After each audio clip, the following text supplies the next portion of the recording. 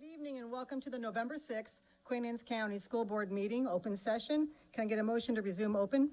Second. That should be. All those in favor? Aye. All right, let's stand for the Pledge of Allegiance. I pledge allegiance to the flag of the United States of America and to the republic for which it stands, one nation, under God, indivisible, with liberty and justice for all.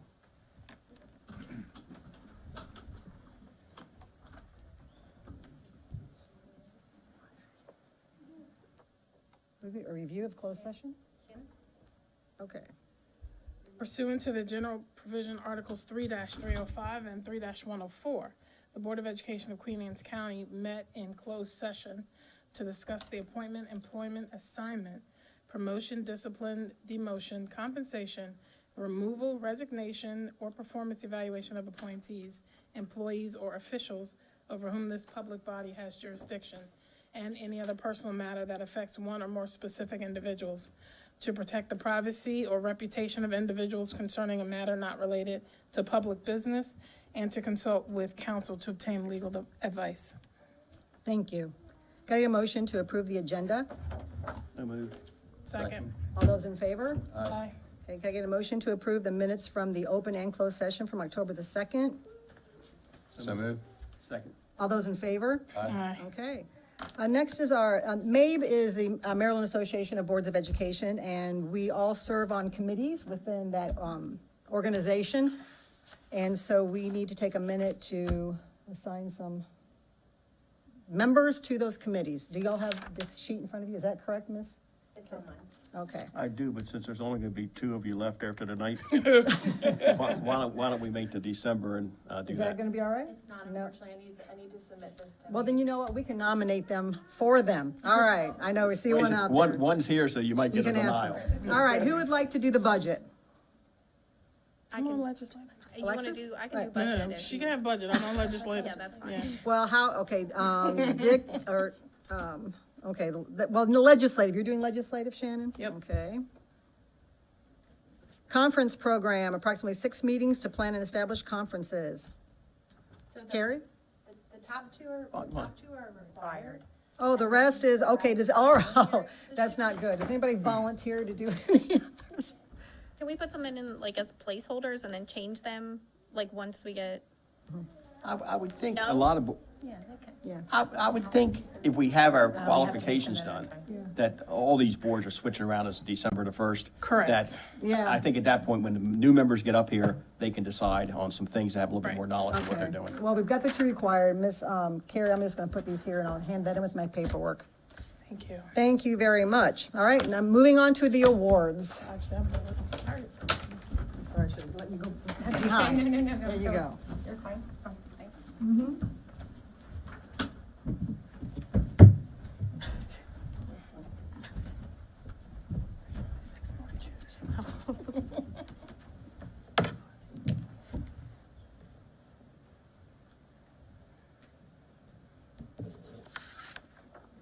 Good evening. Test. Gotta turn it on. Good evening.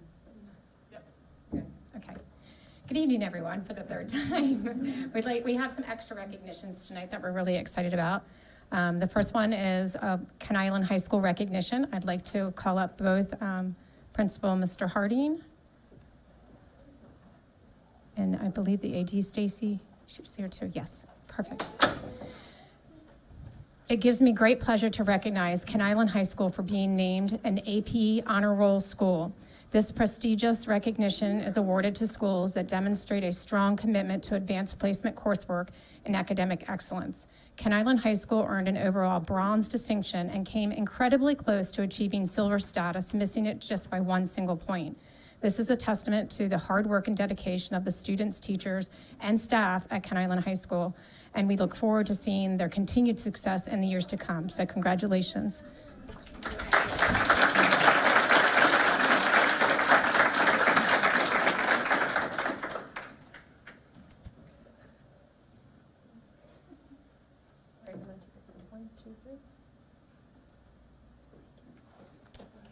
I would ask that you stay up here, because We have some additional, and I'd ask also that Mr. Schreckenhaus come join us. At this time, I'm going to turn this over to both the principals for additional College Board awards. Thank you. All right, so first I get the honor of recognizing the Kennon High School 2024 College Board National Recognition Award recipients. Tonight we have 3 of them. So I'm going to read a little bit. Congratulations to our National AP Award recipients. We are incredibly proud to announce that the 3 of our students, and I'm going to call you by name and you can come on up as I do it. Gio Aguirre, Elsa Lavoie, and Maya Barnard. These 3 have been honored with the prestigious College Board National Recognition Award. Students are eligible for this award if they identify as African American, Hispanic, and/or will be a first-generation college student and have at least a 3.3 GPA and scored in the top 10% on the PSAT or scored a 3 or higher on 2 or more AP exams. Please join us in congratulating Gio, Elsa, and Maya.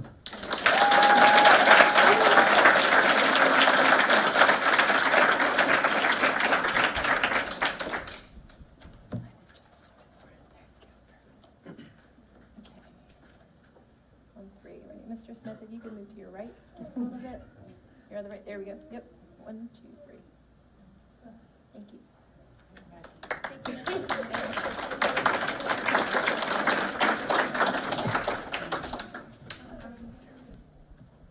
Good evening. Queen Anne's County High School would like to recognize the following students: Michael Ball, I don't know if I saw Michael. Eli Kurtz, Nicholas Burleson,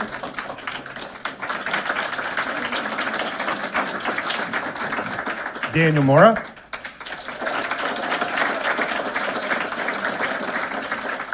and Mary Lee Klein. Mary Lee is currently, as we speak, playing in the national regional championship volleyball game. So she's doing that now. So congratulations to her.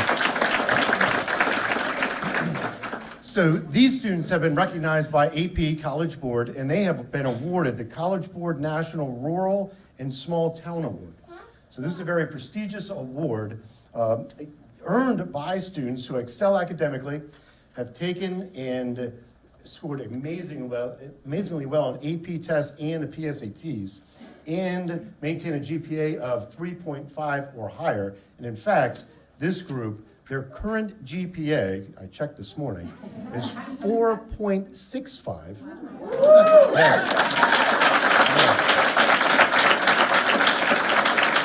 And all 5 combined will earn a total of 22 AP credits by the end of this year.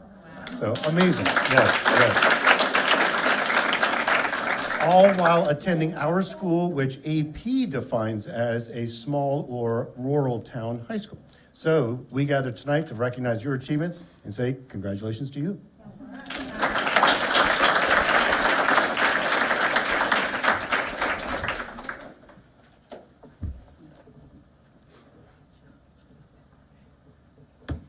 right, are you ready? 1, 2, 3.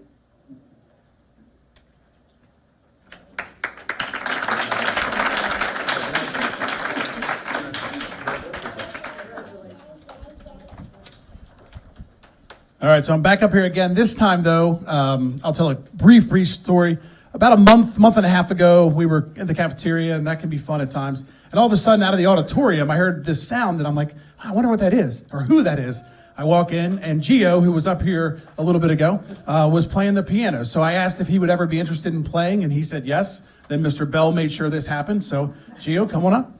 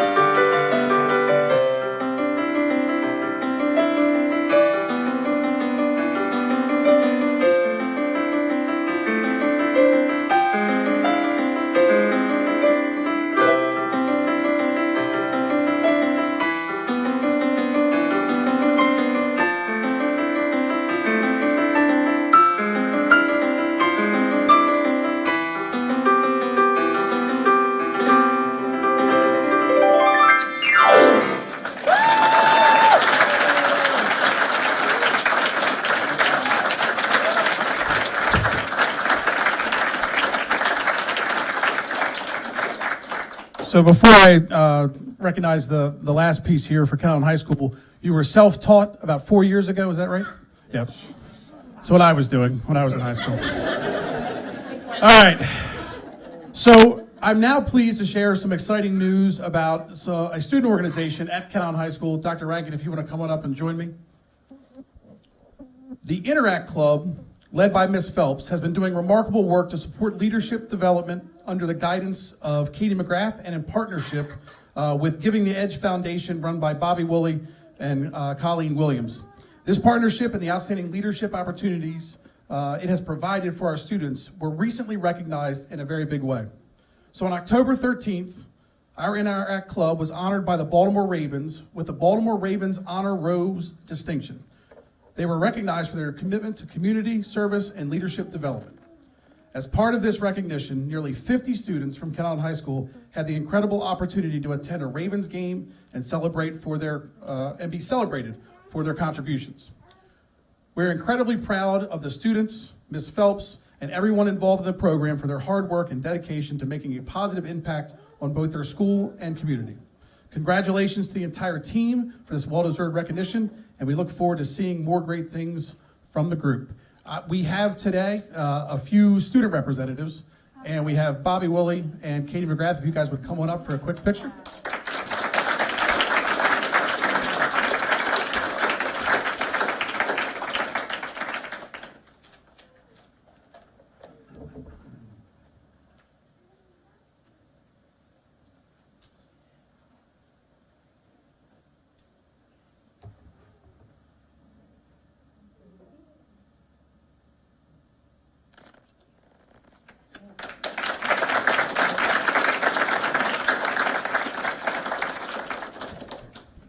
Okay, our next award is the Energizer Bunny Award, and this award is presented to a staff member who keeps going and going, and is sponsored by Bayview Financial with Mr. Chip Brittingham and Mr. Wayne Humphreys, if they'll please come forward.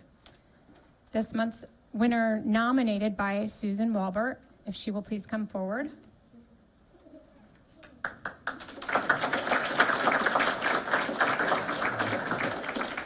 And November's Energizer Bunny Award goes to Alita McGuire.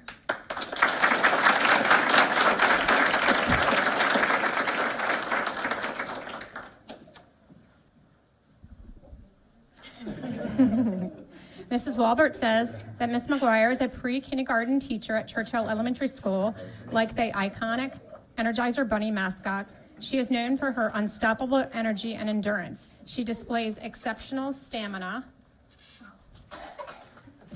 perseverance, and continuous high performance. Ms. McGuire maintains a positive attitude, much like the Energizer Bunny, which keeps beating its drum regardless of the challenges it faces. Her positive mindset and contagious smile bring joy to everyone around her. So thank you.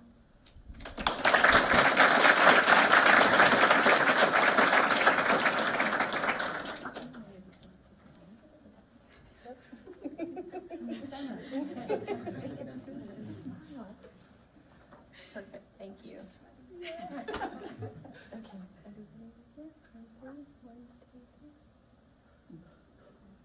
Thank you.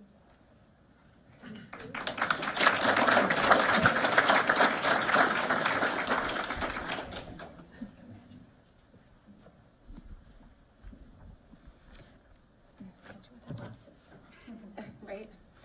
Next award is our Spirit Award. The Spirit Award is given to an individual who embodies the spirit of Queen Anne's County Public Schools. The November Spirit Award was nominated again by Susan Walbert, principal at Churchill Elementary School. The November Spirit Award winner is Tiffany Kennedy.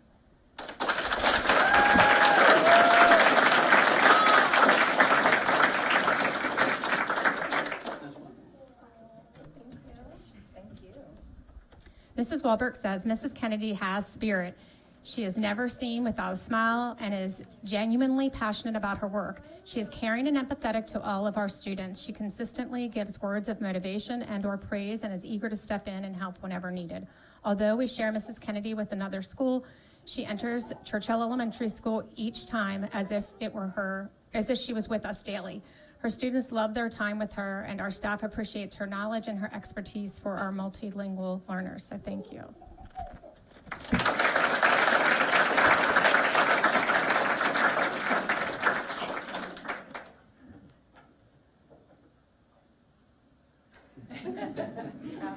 Daughter. Okay, on three, ready?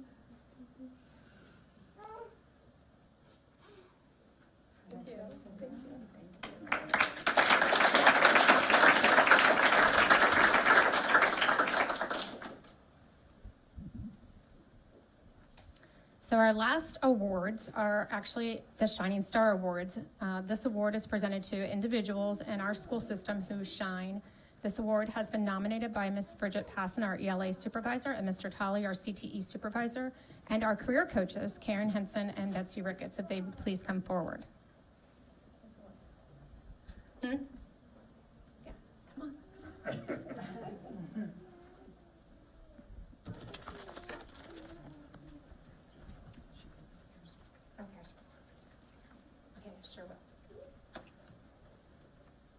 Okay, so tonight's Shining Stars are Megan Boker from Queen Anne's County High School, who is not present, but we want to recognize her. Lenore Burkhart, Ken Island High School.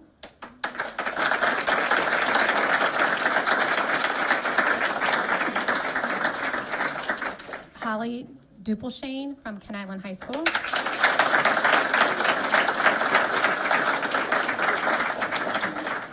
Karen Hansen from Queen Anne's County High School. And David Wagner from Queen Anne's County High School.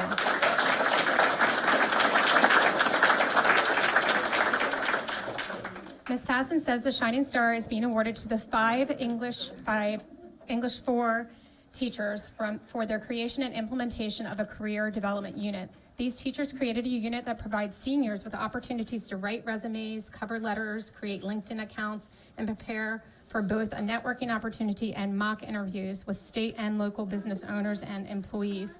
On behalf of Ms. Passon, ELA Supervisor, Mr. Tolley, CT Supervisor, Ms. Henson, and Ms. Ricketts, we are grateful to these teachers for individually and collectively shining a bright light on career development for Queen Anne's County Public Schools seniors. Congratulations and thank you. All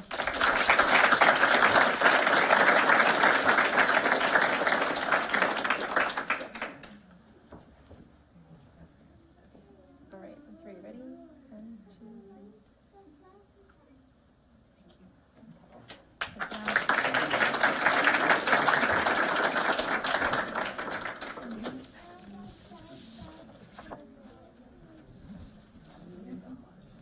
Mr. Sharp.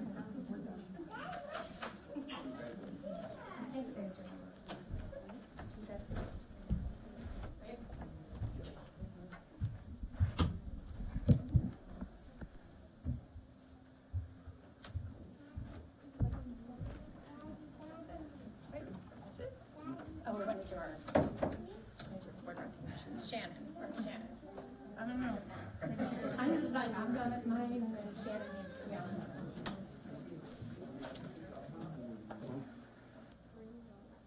Just sent.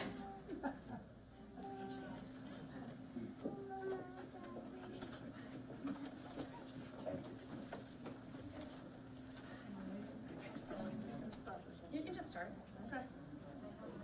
All right. So how about we just provide the certificates and stuff first? Sure. All right. Helen Bennett, Board President. Congratulations, and thank you for your service.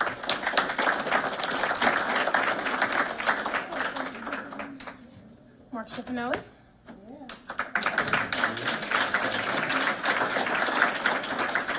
And Mr. Richard Smith.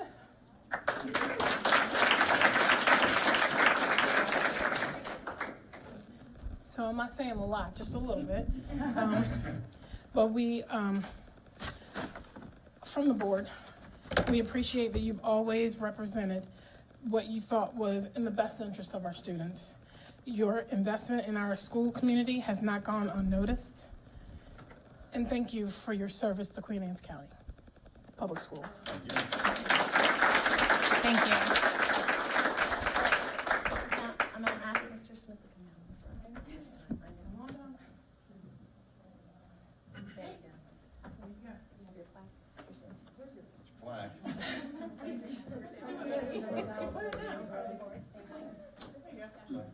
I'm sorry, I know, he asked us not to do this specifically, and here we are, so, it's our fault. Okay, on three. Ready? 1, 2, 3.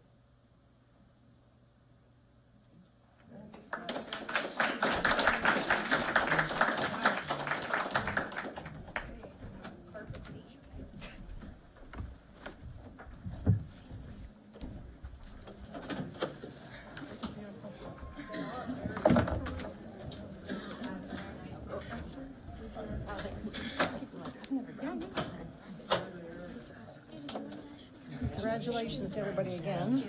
Thank you.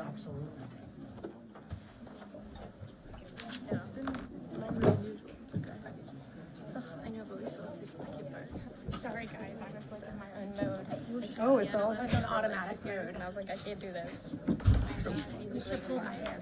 Hi, congrats.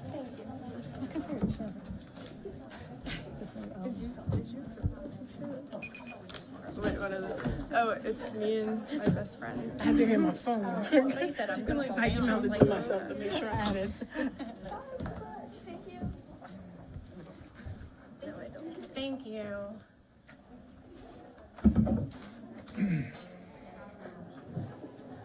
oh, that was fast. We moved that. Okay. Thank you guys very much. Okay. Board and staff involvement. So board involvement, who would like to go first? Why does everybody look at me all the time? Because you're on that end. So I just want to echo again, thank you again for your board members, for your service to us, to the kids, to the community. Thank you, we appreciate it. I was able to attend SMS's Hispanic Heritage Celebration. If anybody has a chance to go, please go next year. The dancing, the music, the food is wonderful. I'm looking forward to attending the faculty art show in the next couple of days, and then also the production of Fools at Ken Island coming up. Thank you. Anyone else? All right, sure. I'll just dive right in.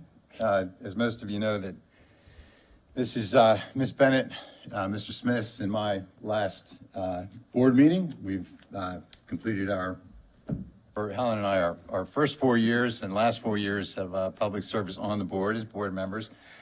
For Mr. Smith, obviously, he's been here many, many years, on and off over the years, and doing a great job. So I had some time over the weekend to reflect on the last 4 years, and they say that nostalgia, or being nostalgic, is when you look back on an era of your life and you think of all the great things that happened during that era, all the good things, and there's a little human psychology in there, because you tend to forget about, your brain helps you forget about the bad times, the challenges, the very difficult times, and that sort of thing.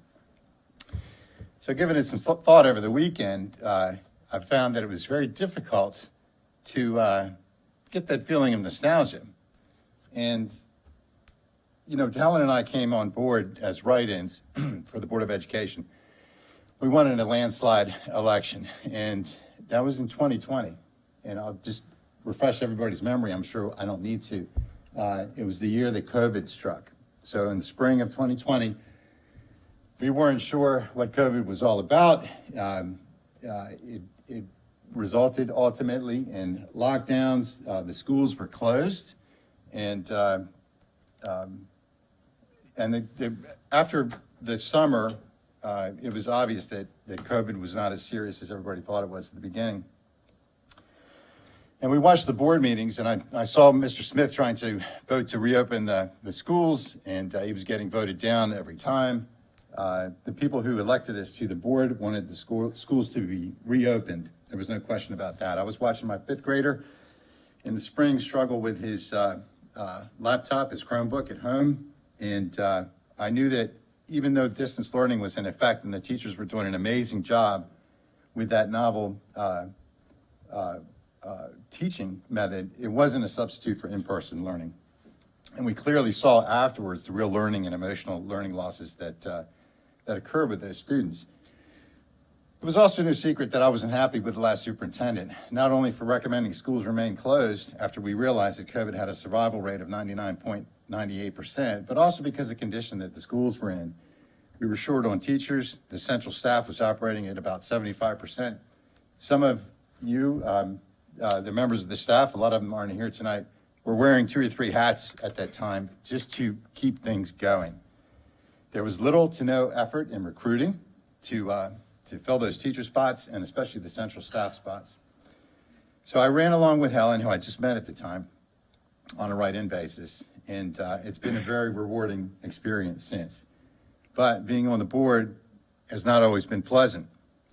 At one of my first meetings, some people who I didn't know and who evidently didn't know me came to open session and called me some very horrible things, not least of all that I was a racist. The things they accused me of, I really thought, because they were so inaccurate and untrue, that they were mistaking me for somebody else. There was no other way that that could be not the case. Emails, phone messages with such vitriol, some of which I shared with my colleagues, and some I had to report to the sheriff because there were clear threats of violence and vandalism. One of the first motions I made was to reopen the schools for in-person learning because I was sure we had a majority now who wanted the schools open. I was accused by some members of the Teachers Association of secretly wanting to murder the teachers.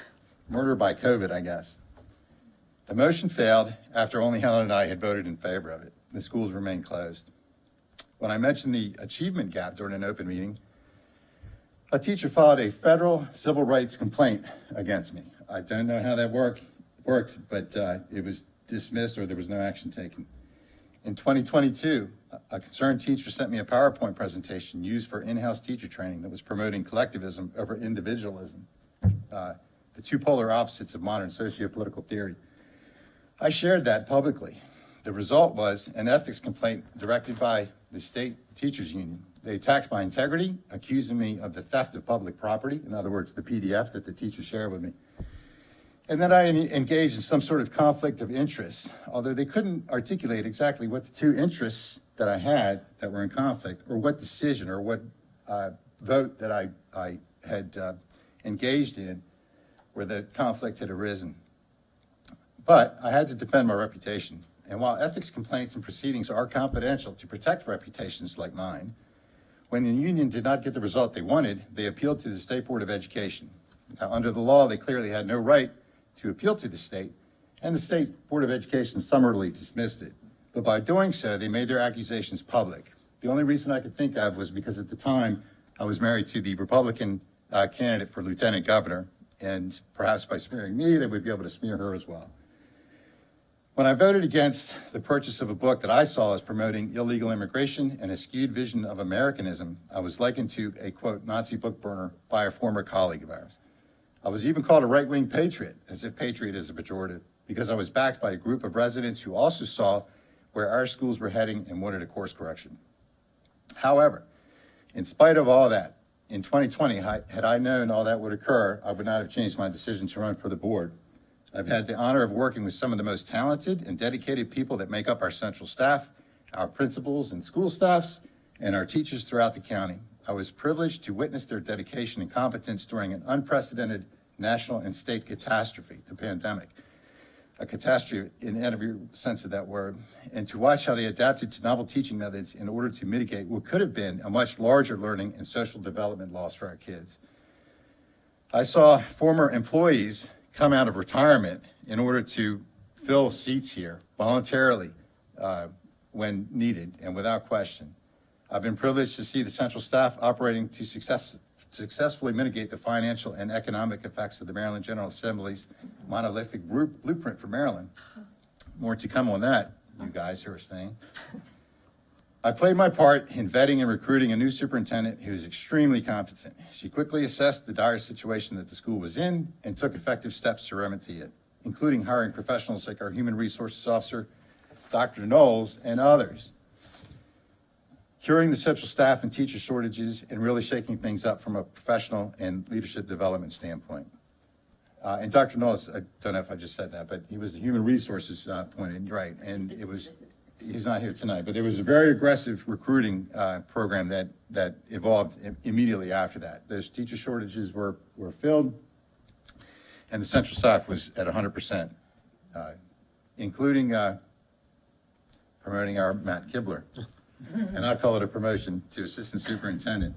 And I'm sure one day he'll make a fine, top-notch superintendent. That's where you're going. Thank you. we were able to revitalize Constitution Day in support of the board's statutory duty to instill patriotism and love of country in the student body. That's part of the law. With the initiative of several residents and parents, we became the first public school system in Maryland to host a competition target shooting team.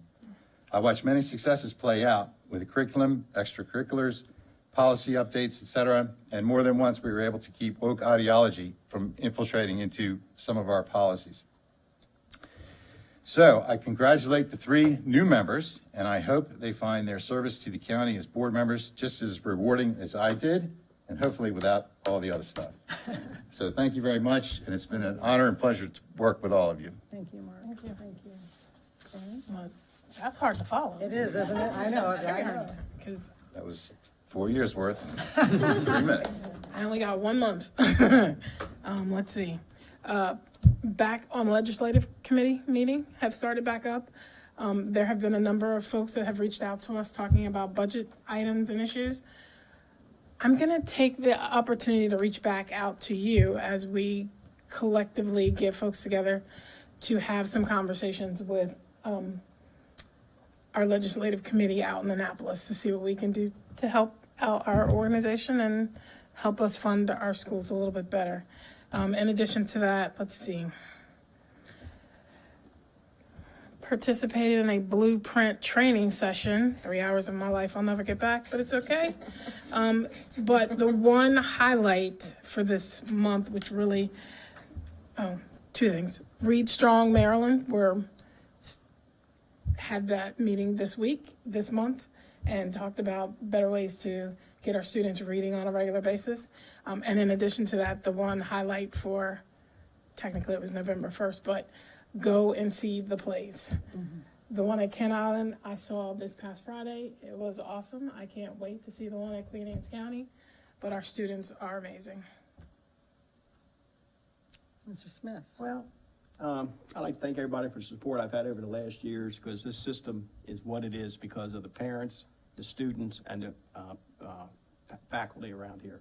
It's a great place to work. Queen Anne's County is a great place to live.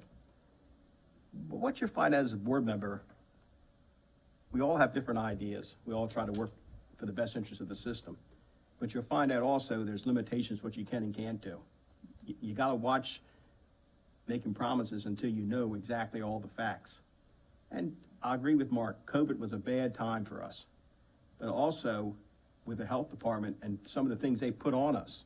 And when we came back into school, when we had to sit there and wear masks and things of that nature, if we didn't keep our distance and some child came down with COVID, we could shut that whole school down. So there was a lot more involvement than just sitting there saying a switch on and off. Now, we might not all agree on certain things, but I think we all do is try to sit there and work and make sure we do it for the best interest and not disrupt any more than we have to. And it takes time, but overall, we do come to the right conclusion. Sometimes we don't all agree on it, but we will work it out. Thank you.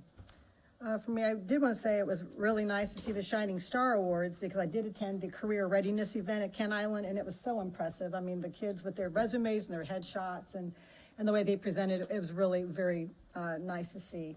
I also prepared, it is a tough act to follow.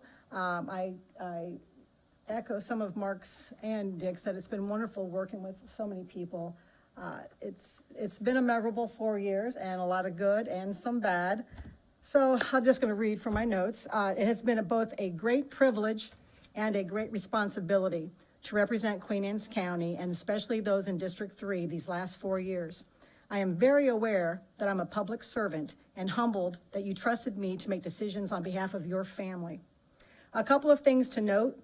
Be wary of the new Maryland mandate for universal full-day pre-K. Your children are super impressionable up until about the age of 8, and who and what do you want them learning from? Believe me, America has turned out amazing, successful, creative, industrious graduates for over 2 centuries and didn't need classroom instruction at age 3. Those children are yours. Be careful not to concede too much power to other people over them. To those, including the National Education Association, who state that educators need a strong voice, quote, pushing back on extremist groups trying to ban books in our schools, I say, determining curriculum is the purview of the elected board. When we make a decision, on whether we think a particular book for a particular age group is appropriate or not, that is not book banning, that is fulfilling our role. If you want your child to read that secondary novel, it's available at the library, Amazon, Books A Million, etc. And again, those kids are yours. You can have them read whatever book you would like. During the last 4 years, we have voted to open our schools and remove masks, although it took a little bit longer than we wanted to. We hired a new, amazing superintendent who really came in and we were skeleton crew, a skeleton everything, and she did a fantastic job. So thank you, Dr. Salins. The Clay Target Team, yes, we were the first public schools in Maryland to have the Clay Target Team. Not only do we get accolades and so many awards, but scholarships as well, so we're very proud of that. And other schools are now, school districts are also looking into that. Cursive has been returned to the curriculum. We were very excited about that. That was hard won. It took us months to get that through. And it's not just about cursive, it's about there is something in your brain that just works better when you have to put stuff down on paper with your hands. We have expanded our CT offerings and made the trades a high priority, as it should be. We are so proud of those who choose to make a living with their hands. They will always be able to feed their families. We have worked hard to provide equity and opportunity, but recognizing that equal outcomes will not be the result of equal opportunity. And always, my decisions have been made with parents in mind. I would like to say congratulations to our new members, Carrie, Matt, and Kendra. It takes courage to run for an office. As Mark shows out, you do get a lot of negative stuff from people who have never met you in their lives, but assume they know all about you. I too was called a racist, and I had never been called that ever in my 60-something years. I have to say, though, remember, always ask questions, and I hope I never say these words ever again in life. You need to do a deep dive into subjects to really find out what's going on. Remember that all the staff in the school district are Dr. Salins, that Dr. Salins is your employee. She's accountable to you, just as you are accountable to the people. And I wish you much success. A few things I know. Oh, and I also do want to do special recognitions that I'm here. I wanted to say thank you especially to Mark, who I hadn't met him before we ran. He's an amazing man, so calm and inflappable. The Special Forces, he loves his country. I'm so appreciative, Mark, for what you've done. Lex has been a fresh of breath there. She's been my sounding board sometimes when I are emotionally off the charts. And I also want to say a special thanks to my husband, Bob, who came to the first meeting ever in 4 years for his support, because you can't really run for office and be effective without something else paying the price. And that would be my wonderful husband. And my son, Julian, who's now watching from a base in the United States. I hope I've made you proud, as I am of you.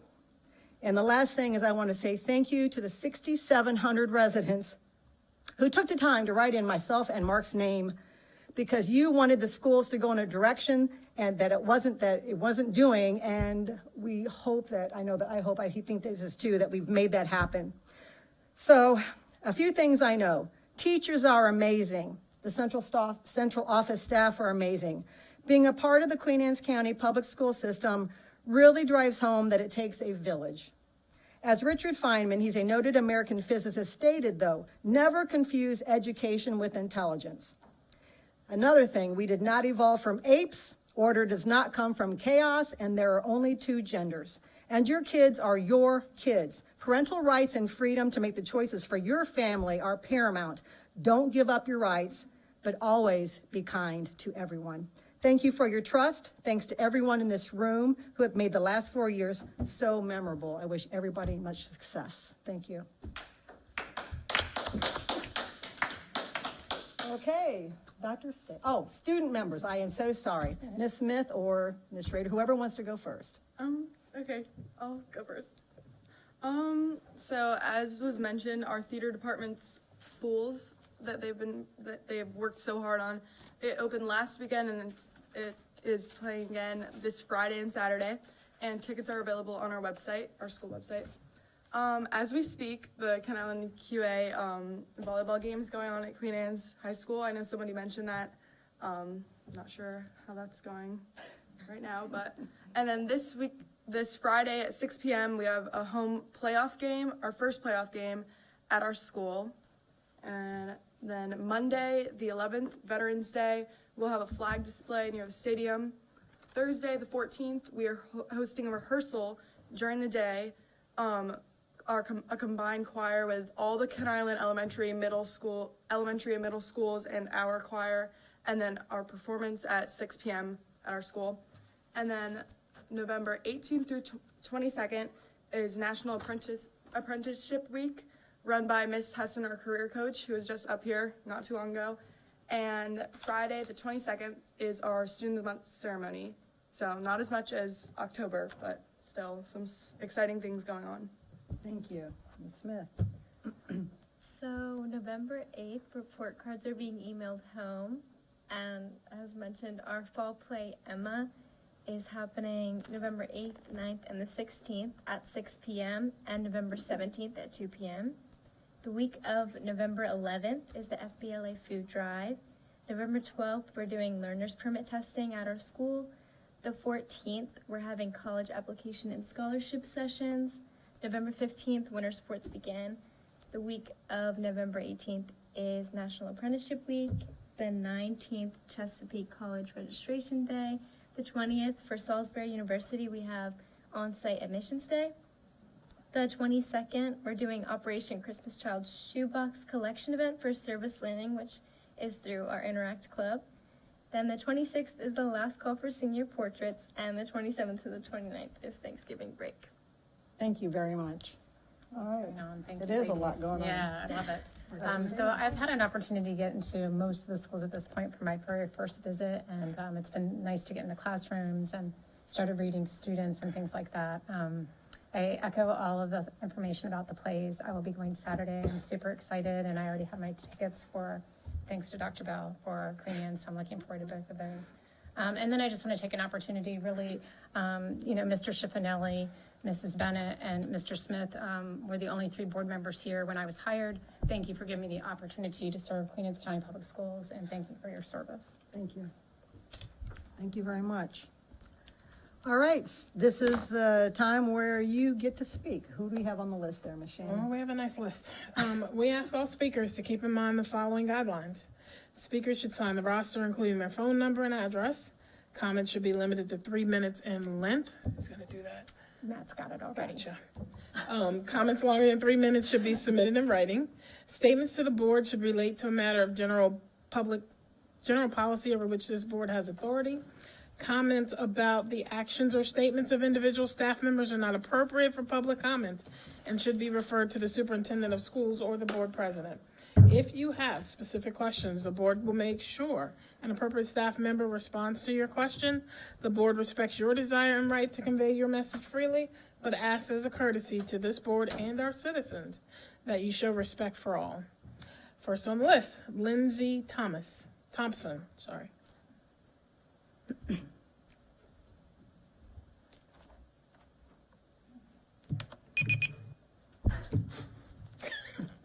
A lot of pressure on my Don't face. let it throw you off. Let's just turn it into one. All right. Good evening, members of the board, superintendent. My name is Lindsay Thompson, and I'm a lifelong resident of Queen Anne's County, a graduate of Queen Anne's County Public Schools. I actually sat in those seats right there when I was in high school, but now, most importantly, I'm the mother of 3 young children, 2 of which are already in Queen Anne's County Public Schools in elementary school. I understand that some of you will no longer be here after this meeting, but I did want to address a couple of things, as I understand budget discussions have already occurred, and I'm hoping that the new board members are either in the audience or listening. The first issue that I wanted to address is operations and maintenance. When questioned about the necessity of the new Board of Education building at this meeting in August, the response was, we want our staff to work in the same great conditions as our teachers. And honestly, had it not been for that statement, I would not be here today. That's really what pushed me over the edge to address a lot of these things publicly. When my son started pre-K last year, he had an inoperable bathroom in his pre-K classroom with 24 pre-K students. And it had been inoperable since June. It took 20 parents complaining about that to get the bathroom fixed. That was not fixable because we had to bust through the block, but then magically fixed over Labor Day weekend. It shouldn't take this kind of parent outcry when teachers and administrators have already made operations aware in order to get things fixed.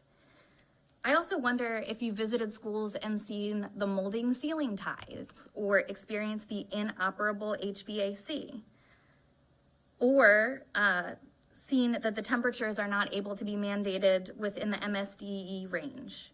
The core values of Queen Anne's County Public Schools include on your website providing safe and nurturing environment for our students.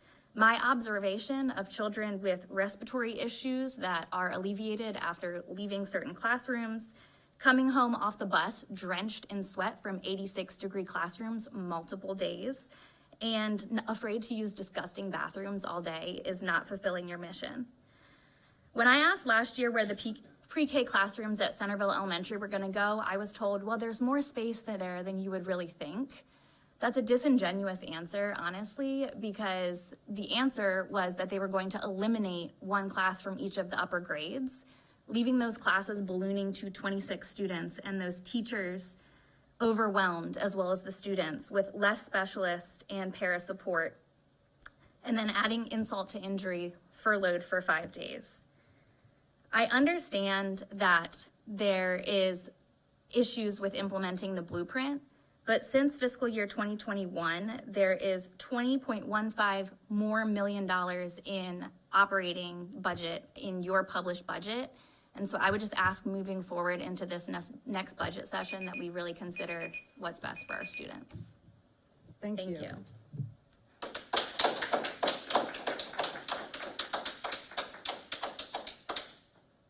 Jordana Schiffinelli. Hello, everyone. My name is Jordana Schiffinelli. I'm Mark's wife, and I just wanted to come here. I came here 4 years ago, and I came here today to really, really thank you for literally everything you've done thus far. This is a COVID generation of the school board members. Again, we've heard that from my husband, Mark.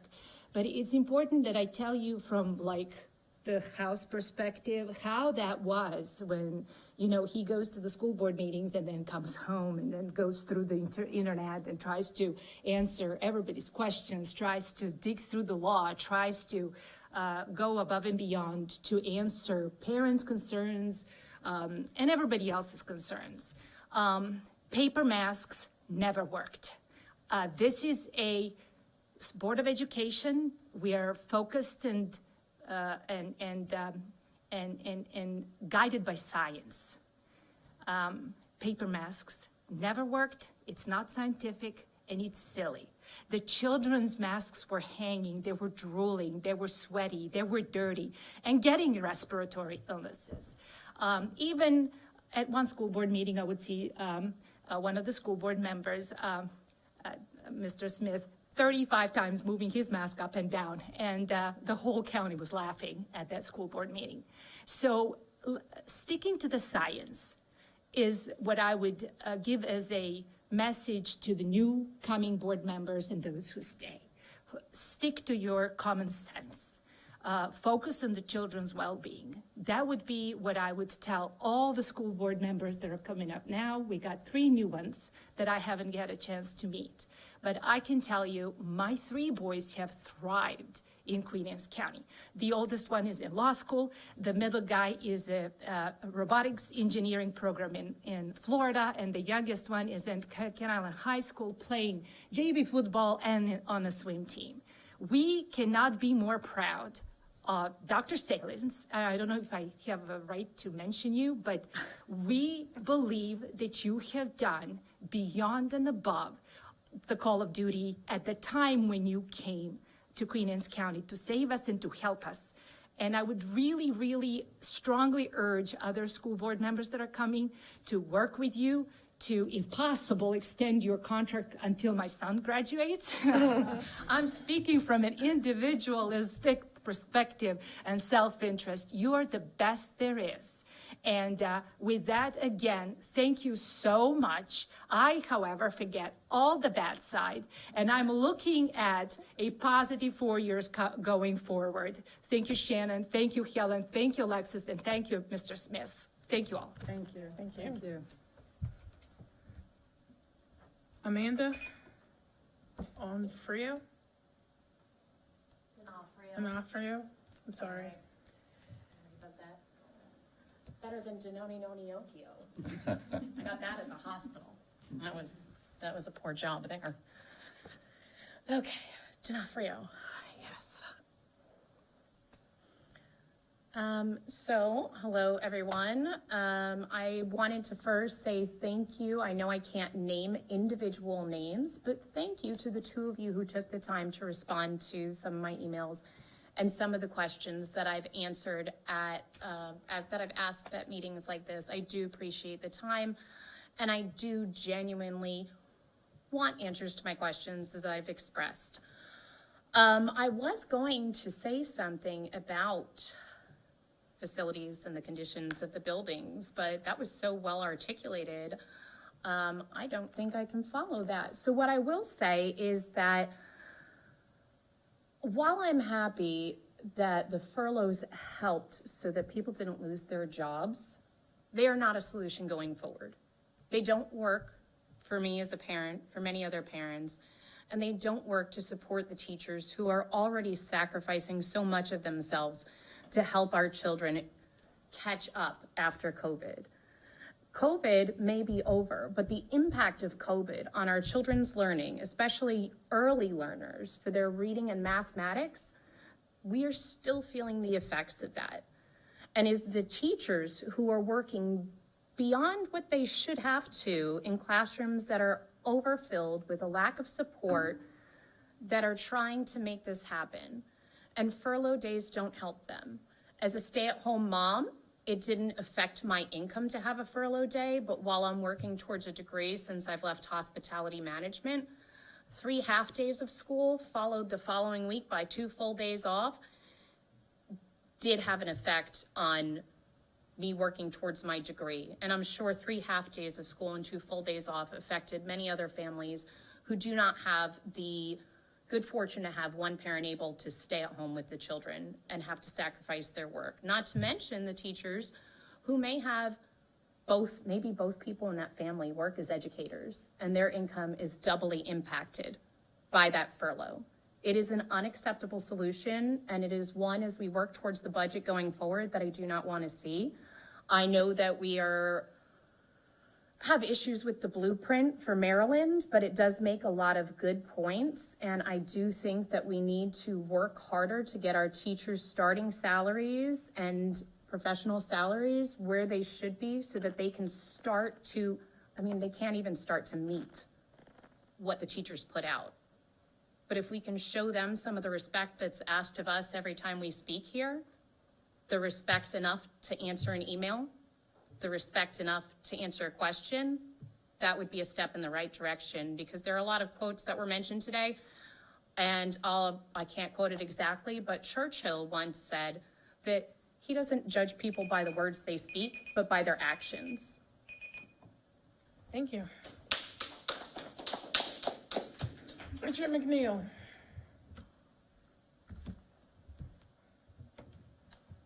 They put me in the back row tonight.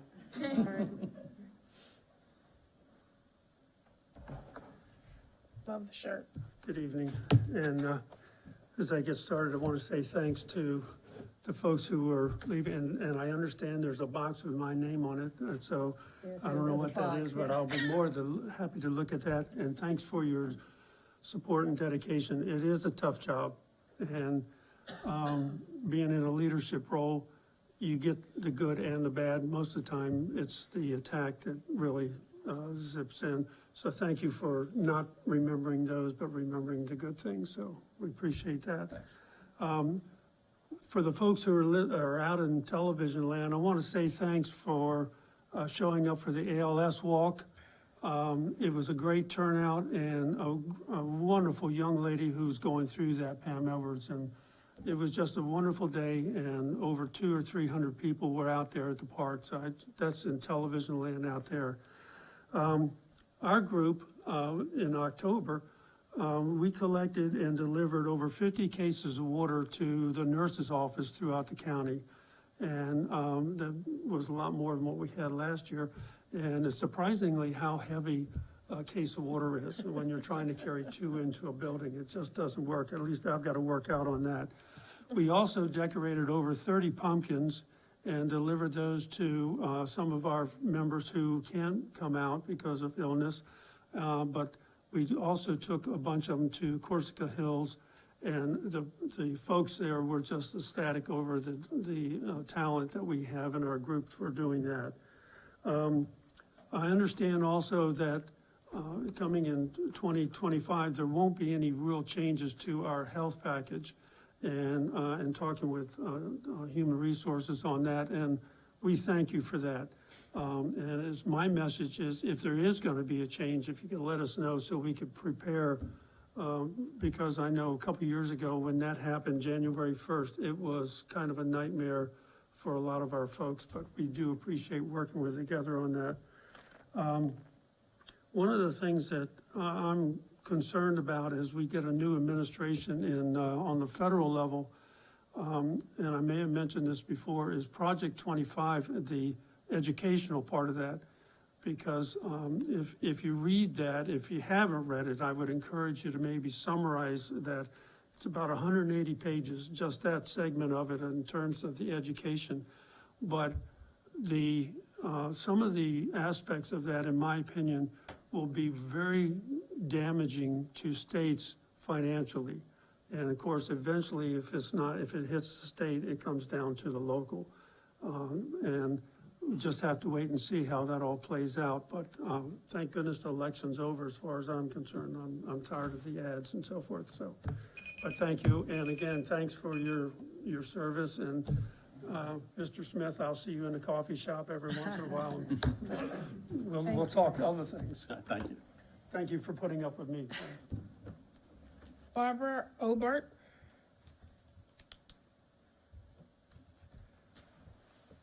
There's no doubt about it. It is extremely difficult to serve on a school board anywhere in America, and Queen Anne's County is no exception. So I am here to express my appreciation for anybody who's served, who's leaving the board now, who's coming into the board. Thank you for everything you do. I think the best way to show my perspective on this appreciation is to share an anecdote, though. My children were students in Queen Anne's County schools, and I pulled them from Queen Anne County schools. At the time I pulled them, you had teachers who were infighting about, doing a power struggle and who was going to be the one to determine how to implement Common Core curriculum in my kids' classrooms. You had math teachers who, as the Google Chromebooks came in, they were just pulling down printouts off the internet, even word problems with grammatical errors, and passing them out in high-level classes. And the Great Books program never read a single book. They were printouts of stories. So I pulled my kids from the schools. And I'll be honest with you, I was pretty pleased when COVID came around and Queen Anne County schools shut down, and my kids were in Catholic schools across the bridge, because the Archdiocese of Baltimore made the determination that with proper precautions and taking care, that kids could go to school. So my children missed no school. They went to school, they played in their sports within season, they had extracurricular programs and a great education at that time. But in my own neighborhood, one of the things that I saw, there was a restaurant in the neighborhood. During this COVID shutdown time, while kids weren't in school, there were cars coming in from 5 states around, pulling off their masks, eating and drinking, while the proprietor was making money, serving people, and yet voting to keep the schools closed. Children were running in the streets in the neighborhood during the school day, but my children were getting educated across the bridge. So when I had the opportunity to work on the write-in campaign for Mr. Schiffinelli and Mrs. Bennett, I leaped at it. And you know what happened to me in the parking lot as I was sharing information? A number of teachers who were active parts of the teachers union came up. They recognized my kids. They were A students. They said, "What do you have a say in this? You have no right to be here. Your kids don't even go to our school." And I said, "Yeah, but my tax dollars do. And now I'm paying double because I had to send them elsewhere so they can get an education." So I'm so glad you got elected. And I'll tell you, Dr. Salins, you came in at such a difficult time.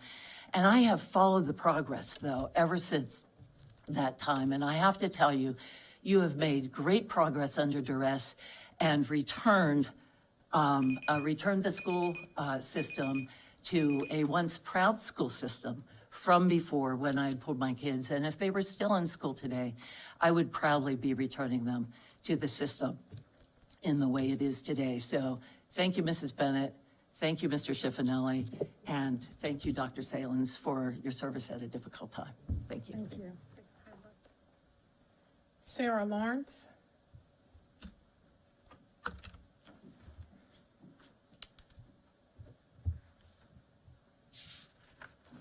Good evening, everybody.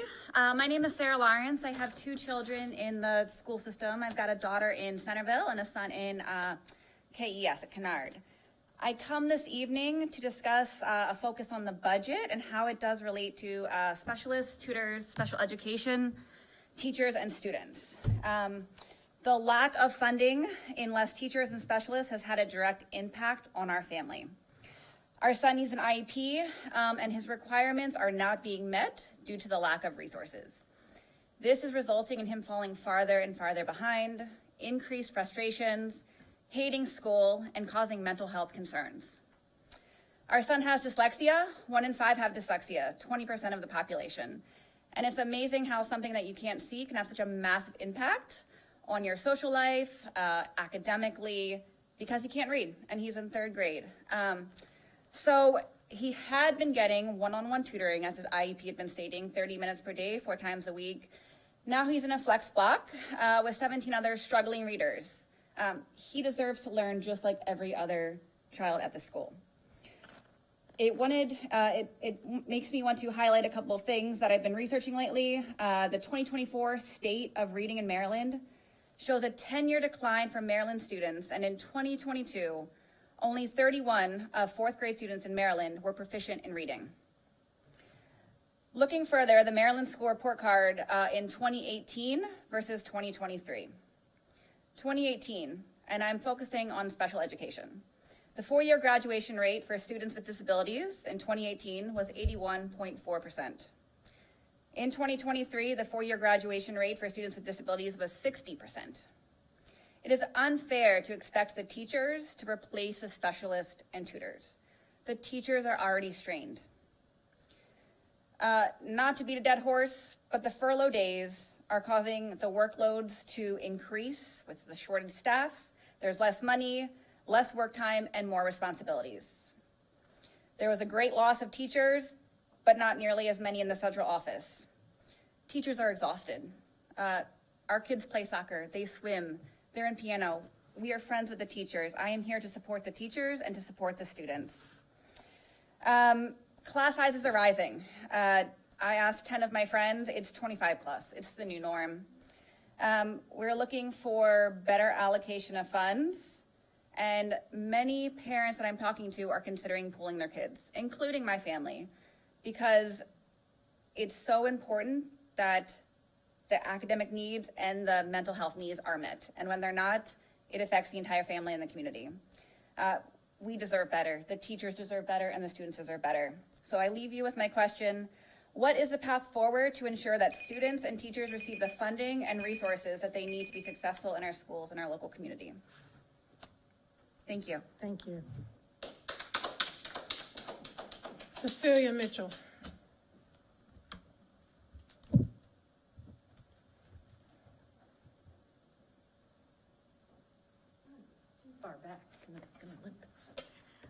Good evening. I'm Cecilia Mitchell. I'm the president of the Queen Anne's County Education Association. Let me unfold this. You push start already. Okay, just quickly, in case you don't know, the association meets with the superintendent every month. We bring forward member concerns. Something that came up in our last meeting was the scuttlebutt about running out of sub money. The superintendent told us that that was not accurate, and if I remember correctly, we're tracking about the same as last year for that funding. So if you have a question, bring it forward and we can get answers. So I'm an educator, and my business is literally the future and hope. Our schools are the building blocks of that future. I'm here tonight to implore all members of our community, many of whom have already started to step up, to advocate for full funding of our schools and future budgets. The board will soon have new members, as has been discussed this evening. A new administration will also be installed on the federal level, as Mr. McNeil mentioned. The competition for dollars to fund our schools will continue as it has in the past and may seriously intensify if those revenue streams change. We have 3 streams for revenue, in case you don't know at home.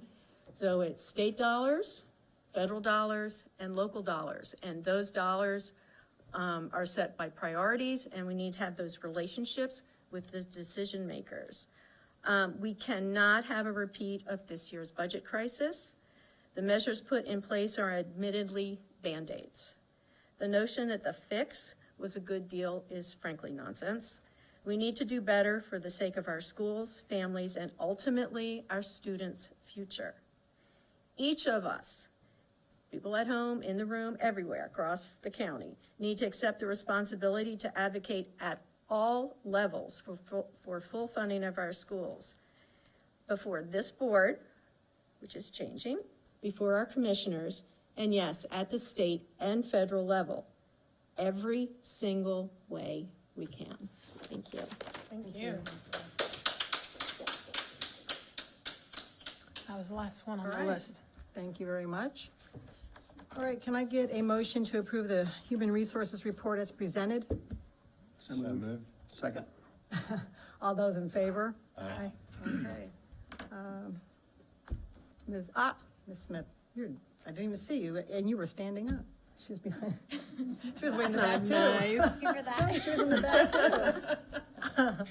It's Everybody okay. was in It the back allows me row. to weave through like crowded areas. It's okay. All right. Good evening, President Bennett, board members, Dr. Salins, members of the executive team. For the record, my name is Jolene Smith.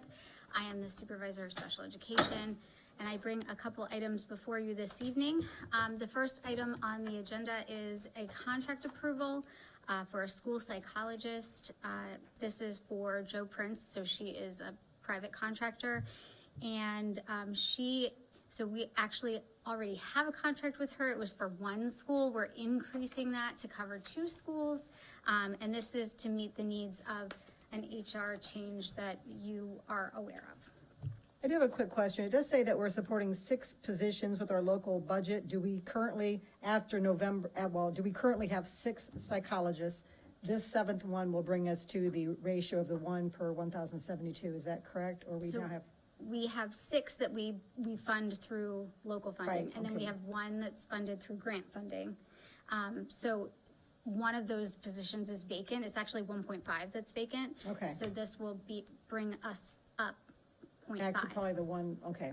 And my understanding, Maryland, ideally, we want a 1 to 500, is that correct? But we're not doing poorly compared to, there's some schools that don't have any, so. Correct. Okay. We do not have the worst ratio in the state.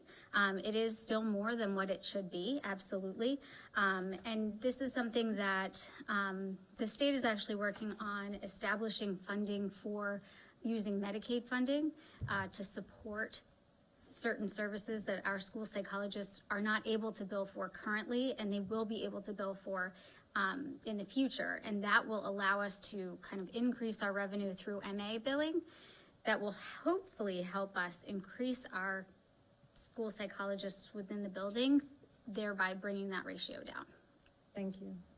So this will actually be a contract in the amount of $54,600. Like I said, it's covering 2 schools, and it's from November 11th through the remainder of this school year.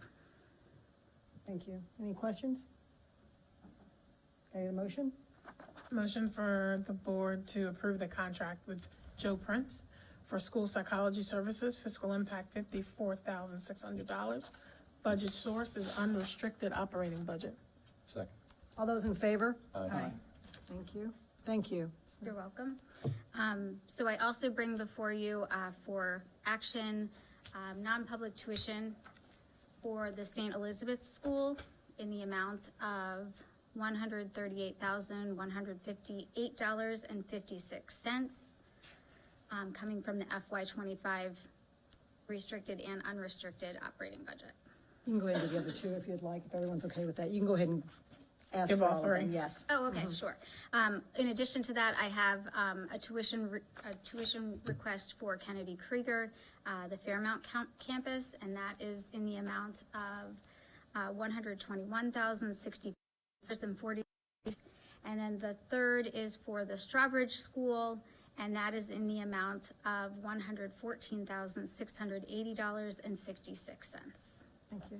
And just for everyone to know, we have discussed this because of confidentiality. We don't discuss the students or the schools and things, which is why we do it in closed session and then we approve it in open session.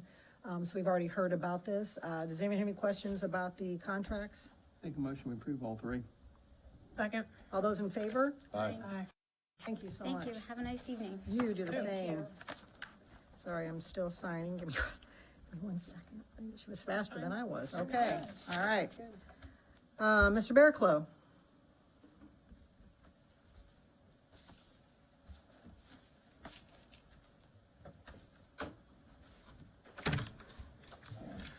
Good evening, President Bennett, Vice President Bent, board members, executive team, Superintendent Salins. For the record, my name is Darryl Bearclough. I am the Supervisor of Facilities and Design. Come before you this evening for two matters. The first is the award for the surveillance camera installation at the new central office building. You may recall earlier this year, we bid out an indefinite duration, indefinite quantity contract, IDIQ, for surveillance camera access control and similar low voltage work. That project was bid and it was awarded May 15th, 2024. The contractor that it was awarded to was Skyline Technology Solutions. They were given the scope of work for the surveillance camera installation, and they came back with a total cost of $62,829.27. This price was reviewed against the IDIQ pricing that was presented and approved with their contract in May, and everything was in accordance with that contract. So we're seeking approval for the award of that contract. I do have a question. It does say that the cabling to be provided by general contractor and price does not include the cabling, and I noticed that's also for the next contract. Do we have an idea of what that's going to cost, the cabling? It's in the contract for the general contractor is installing that, and that's part of the contract that he's already under contract for. So the wiring is already bought and paid for with what we're buying through the general contractor, Doyle Construction. So what does it mean when it says price does not include cabling? Skyline is not doing the Okay, cabling, so okay. they're But not it's in doing. here, the price is in here. The price of the cabling was bought and paid for with the contract that we awarded to Doyle Contracting 12 months ago thereabouts, so. Doyle did the hard wiring. It's hardwire, yes, And then- yes, so they're doing all the wiring, all of the work that's basically concealed in the walls, all of the backbone is all in contract with the general contractor. This contract is for the purchase of the cameras, the installation of the cameras, the licensing that is associated with the cameras, and the programming and integrating that into our Genetec. It's compatible with our other security things. Absolutely, Put it's the everything same together. contractor, and it's going to be under the same, under the new system that we're bringing online that we started over the summer. Any other questions? Have a motion? Motion to approve the purchase order with Skyline Technology Solutions to install the access control system at the new central office building. Fiscal impact $57,001.35. Budget source FY 2025 county CIP funds. Actually, All those in favor? Aye. I'm sorry. that's actually the next one that I'm Yeah, presenting. you did, it's Sorry. It's the It surveillance did. It cameras did. that, yeah. Sorry. So all of that, but the new budget number is $62,829.27. Budget source is the FY 2025 county CIP funds. Second that one. All those in Thank you. favor? Aye. Okay. Next. Very good.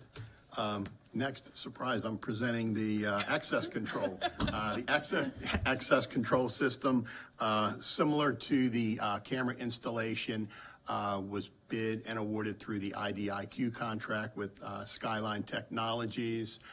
They were given the scope of work. We reviewed the scope of work. Their quote was in accordance with the pricing and terms and conditions with the IDIQ.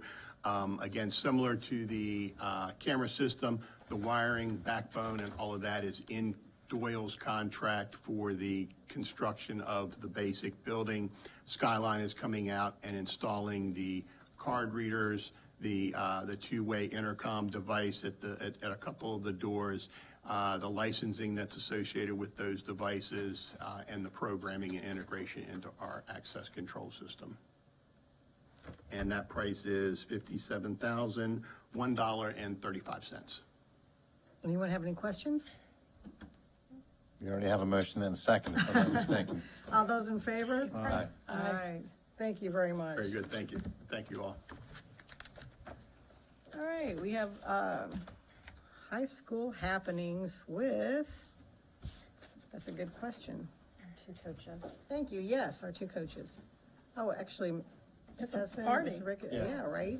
All right. Yes, yes, yes.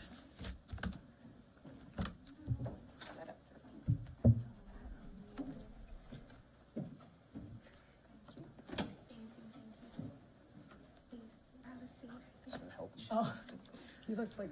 IT. IT There you go. is ready to Get go. that hat on, IT right? timer. There it is. I clicked it off. All right. They did not need that IT help. Good evening, President Bennett, members of the board, Dr. Salins, and members of the executive team. For the record, my name is Bridget Passon. I'm the English Language Arts Supervisor for grades 3 through 12. Along with me, I am Karen Hessen. I am the career coach at Kent Island High School. Hi, I'm Betsy Ricketts. I'm the career coach at Queen Anne's County High School. And Adam Tolley, Supervisor of Career and Technical Education. embedding a career development unit has been a goal of mine for a while, as it measures career readiness standards for our students, which are an important aspect of the overall ELA standards in writing, speaking, and listening. Additionally, it's really important that our students get to practice their interviewing skills, being able to clearly articulate their strengths and aspirations, nonverbal communication, such as consistent eye contact and a confident handshake. When I tried to bring this goal to fruition, it got really hard to do because I needed a school-based partner, and I wasn't about to put one more thing on our deans or our school counselors, and along came the career coaches. So, as Betsy and Karen are going to show you momentarily, there's a lot of coordination that goes on to bring this to life. When Mr. Tolley brought them on board, I brought him my idea, and he was immediately enthusiastic about it and thought it would be a great way to join efforts. So I let Betsy and Karen settle in for a few months, and in late spring, I pitched them the idea, and before I was even done with that meeting, they were brainstorming, sharing resources, trading ideas across the table of what it would look like at each school. Together, the three of us drafted a 2-week unit that we brought to the English 4 teachers, because we needed all of them to make this unit happen, as they were responsible for teaching kids how to write the resume, the cover letter, practice answering questions, and giving that handshake. So all 5 teachers brought that to life, and we were so happy to be able to honor them earlier tonight. The rest was handled by these 2 amazing career coaches who are going to show you all the highlights and successes of our seniors at both schools. So Karen and Betsy, I'll let you take it away. Thank you. Yes. So working with the English teachers was amazing. I don't think I've ever met a group of teachers that were as excited about career development as we were. So for week 1, it was their show. I know it doesn't look like a lot on the list for week 1, but getting them not just the skills, but the time to build a resume using Pathful, Google Templates, and Canva was extremely important. Also talking about a cover letter, we are entering an era where cover letters are hit or miss, but when they are required, they are needed, and it's a lost art. Having an English teacher explain how to write a cover letter, it just seemed like a perfect fit. And then lastly, with interview skills, we're talking about articulation and vocabulary, another point where Ms. Ricketts and I can go to town with what we know, but they're gonna definitely hit the mark way better. And they speak the slang a little bit better, so they're better at getting the slang words out and the right words in. So for week 2, this was Karen and I kind of headed this one. So we staggered it. So we were able to support each other at each other's high schools. So for week 2, Karen and I went into the English 4 classes, and we talked to students about LinkedIn, the importance of social media, the importance of scrubbing their social media. We were able to find a local photographer who actually graduated from Kent Island High School, Miss Sarah Thomas with Willow Roots Photography. She came to both high schools and provided headshots to our English 4 teachers and students at no cost to us. So it was about 300 students that she photographed. And she's already signed up for semester 2. So we did elevator pitches with students. We talked about 90-second elevator pitches, and then once they perfected it, got down to about 30 seconds. We did networking and active listening skills, so eye contact, not saying like I do all the time. And then we ended the week with a networking event and a mock interview event at both high schools. So we just wanted to go deeper into those events. Here you can see the amazing headshots from our students. It does not even look like they are at their schools, but both sessions were held within the school limits. So the hallway of Kent Island High School and the courtyard of Queen Anne's. And the photos were shared with students. They each had 2 poses. They had standing and sitting. And the next day they were so excited. They all crowded around the computer looking at each other's headshots. So they loved it. So this was the networking event. Photos are from both Kent Island and Queen Anne's County High School. So we had local businesses come in, we had military recruiters, we had parent volunteers come in, and they just did a networking event. So students came up, they made eye contact, shook hands, they introduced themselves, and they were able to just have a conversation with adults. And there were some really amazing things that came from it. There were some job opportunities. Yes, I think we have a few internships that are planned for next semester, and a few applications for post-graduation. It was really cool. I think the other part was having community members that some of the students recognized was a nice warm spot within a room of chaos. So the kids were definitely nervous. For a lot of them, this was their first time interacting with adults they have never met before. So hearing that it was somebody's mom or the ref from their soccer game because Mr. Richardson was there, all of those things helped them see that the community was there to support them and help them get ready for graduation. I will tell you, there were a couple of kids that came across, and I had no idea that they'd grown up so fast. Yes. That they were seniors doing this, so that worked out well. And then mock interview day was, we removed the friend and now they were going one-on-one. Or we did have the opportunity to set up a few panel interviews, which as we all know is becoming more of a common trend. So again, the students knocked it out of the park. They sat down, they were well prepared. Some of them brought their notes from the week. They brought their resumes printed out and ready to hand in. And they were getting not only feedback from their interview experience, but then one of our guests is a professional resume writer, so they picked out their favorite resume for the day. They gave the kids notes on things to change. They were very impressed with the items that were already on the student resumes, so. So this is just some feedback we got from businesses, volunteers that came up to the events. So the first one is Mike Clay with New Edge Contractors. He said the staff and parents are doing a great job with the young people. They had very strong handshakes and kept great eye contact. Mrs. Bent, thank you so much for coming. Said I had a wonderful time and the students continue to impress me. We also had Miss Carrie Nagel with Shore United Bank. She said this was a fantastic event. Every student that sat with me had a plan and a direction. It was exciting to hear the futures they have in front of them. Thank you for all in the I don't know, I'm reading up there, sorry. It's fine. Thank you for all you in the high school does to prepare our children for adulthood. We had Hazen Arnold with Hydra Search. He said, excellent event this morning. A great opportunity for kids and a great way for me to meet the next wave of potential employees. And then Ms. Gail Lundberg with Lundberg Builders said, I was impressed with their resumes and confidence. I think overall, most of the adults that came in were expecting a lot of lost students and were highly impressed that if they did not know how they were getting there, they knew where they wanted to go, which I think a lot of direction came out of this, more than I think the two of us were expecting. We were expecting a lot more needing help identifying pathways, and that wasn't the case, which was amazing. So then again, our students, I will just leave this one up here, but the kids had a blast. Overall, they were, and I'm gonna skip past the student comments if that's okay and get you guys to the graphs. This is the student feedback in data form. So they not only had fun doing this, but they recognized how important and how helpful this opportunity was. You can see for the mock interview experience, we have over 50% saying it was extremely helpful, and when you add the last two, we're at about 85% saying that they are a 4 out of 5 with helpful for this experience. So we do want to say thank you to everyone, not just our supervisors, because you guys were awesome to help us do this, but the English teachers, really without them, those 4 were very key in making this happen.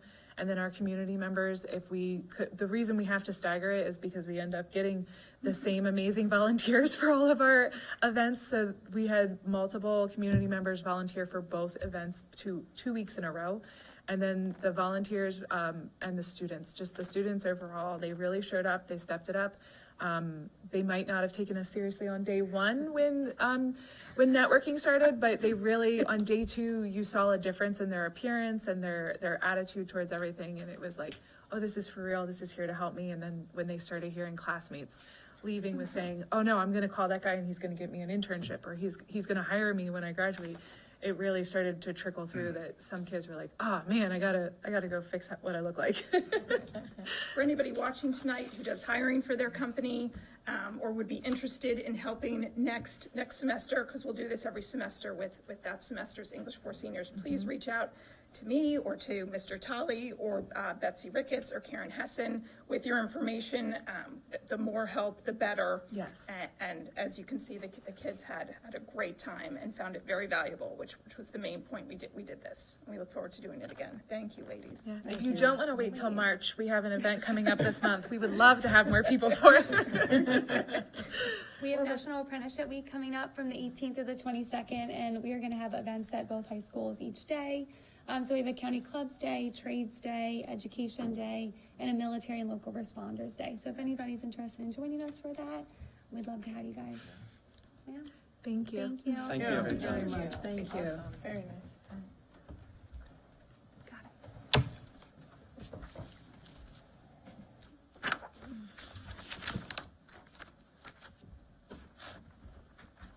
All right, Ms. Hickey.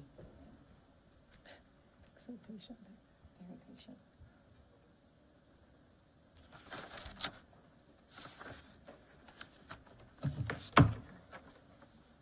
Good evening, President Bennett, Dr. Salins, board members, and executive team. For the record, I'm Julie Hickey, Coordinator of Food Services. I bring before you tonight the second read of Policy 240, Student Nutrition, Health, and Wellness. A local school wellness policy is the written document that guides the school district's efforts to establish a school environment that promotes students' health, well-being, and ability to learn. The policy is assessed and updated every 3 years.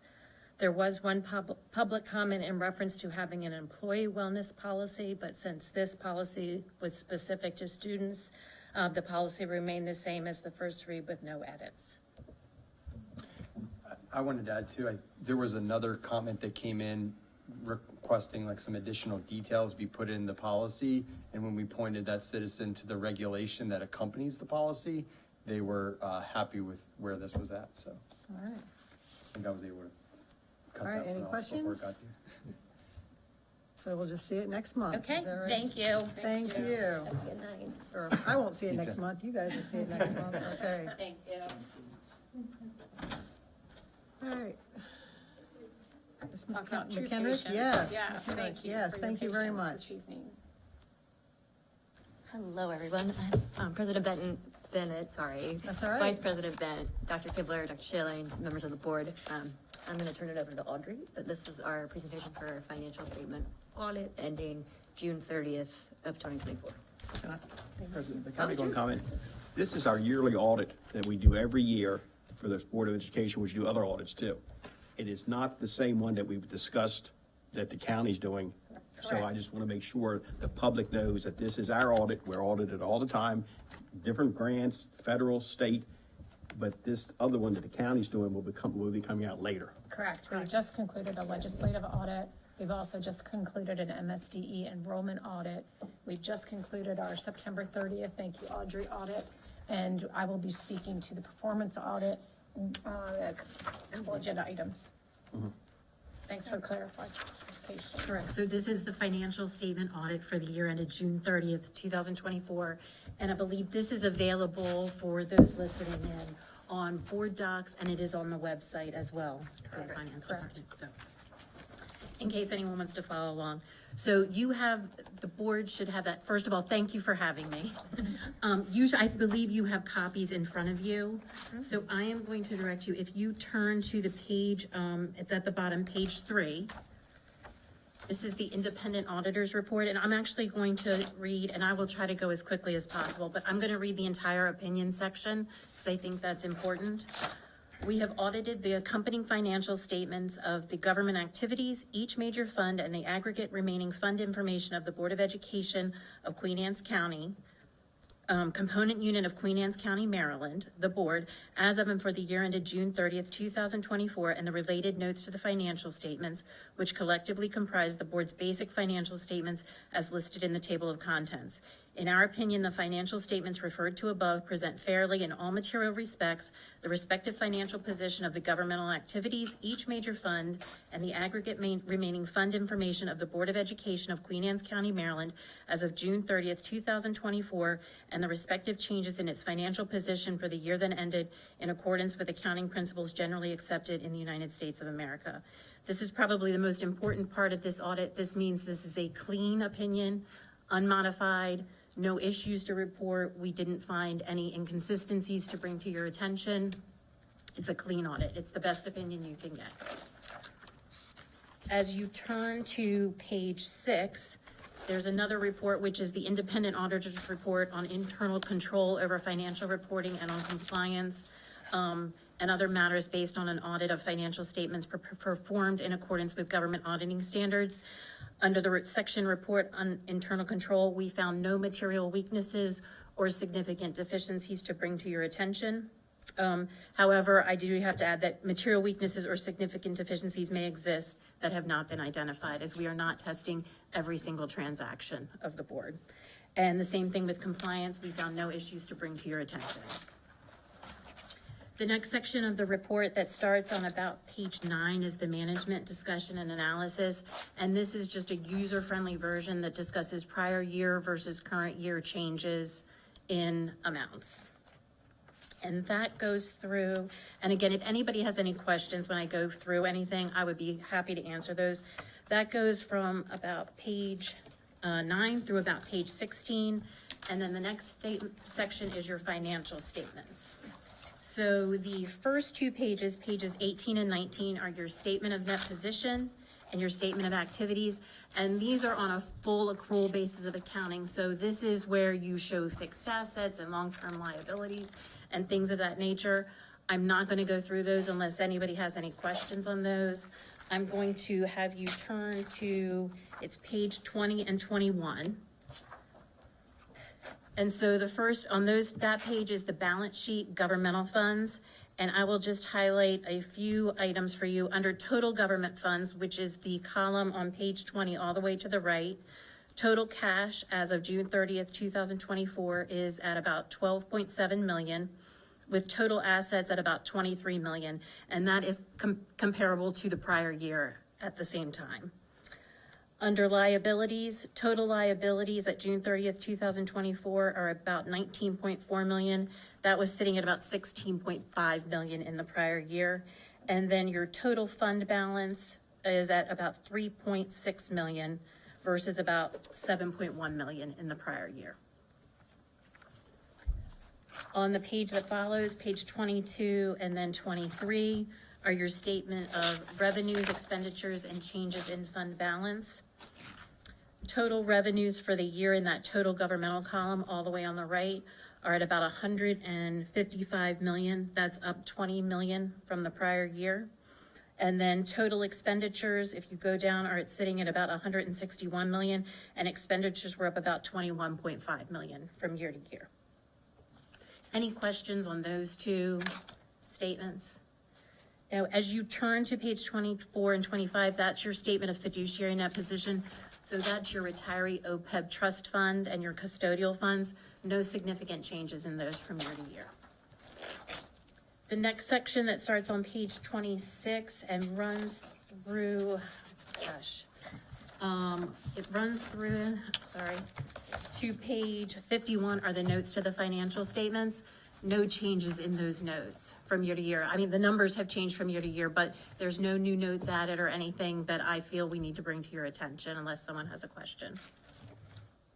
And then under required supplementary information on page 53, which is usually the page everyone is most concerned with as I do these presentations, shows your budgeted to actual results for the year. And these numbers, the actual numbers, include your revenues, expenditures, and your encumbrances at the end of the year, which for GAAP purposes, encumbrances aren't considered expenditures, but for budgetary purposes, they are.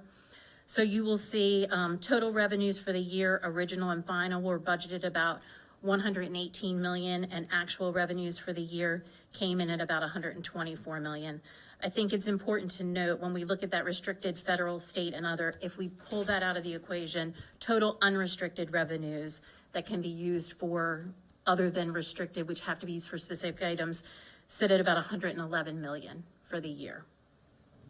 And then looking down under expenditures, total expenditures and encumbrances for the year at about 127 million. And again, if we pull out those restricted expenditures, total expenditures for the year, we're sitting at about 114 million. So the excess or deficiency of revenues, the deficiency of revenues over expenditures before other financing uses is about 2.7 million on that basis. Are there any questions?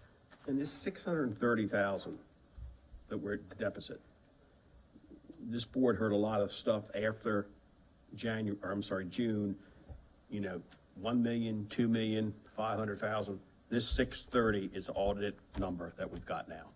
Correct, and actually, if you go back to page 20, for the total fund balance for the general fund on a GAAP basis, your total fund balance for the general fund was 570,000. Okay.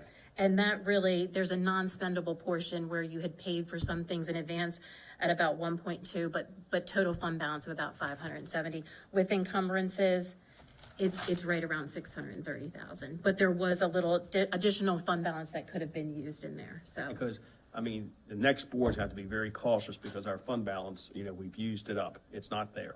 That's correct. And everybody knows you don't use fund balances for reoccurring costs. But, Correct. it's.